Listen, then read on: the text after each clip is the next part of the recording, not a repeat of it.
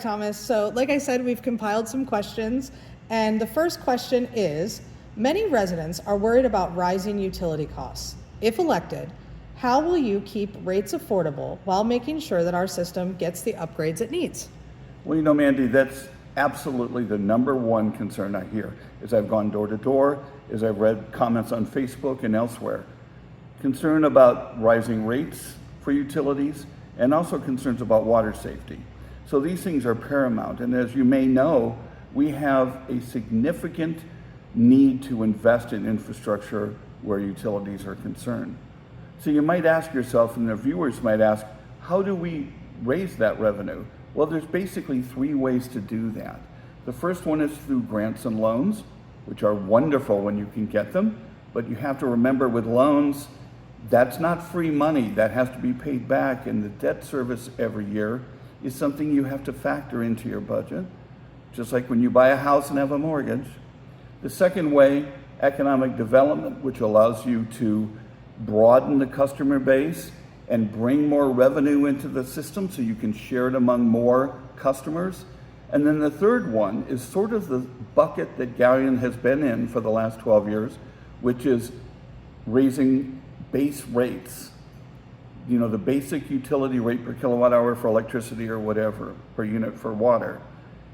That's one way to approach it, but that's the only thing that council has been given as an option.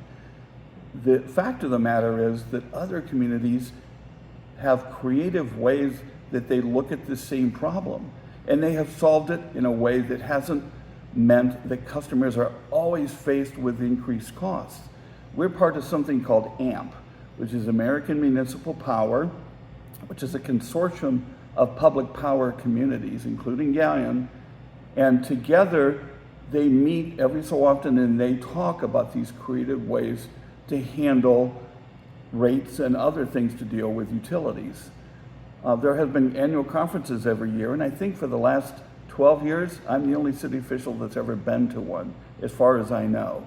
I think we need to reintegrate Galion back into the systems and the places where we can talk with other communities and learn from them. That's a hugely important thing to do. And speaking of going to Columbus and doing things, I went to Columbus and helped represent Galion in front of the Ohio EPA to learn firsthand. It didn't come through someone else as a filter.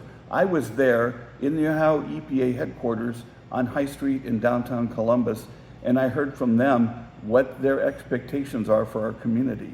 So I know firsthand what that is, and I followed the city's response very closely, and I'm absolutely committed in my term to be able to address those needs responsibly and, again, as I mentioned before, creatively. Great.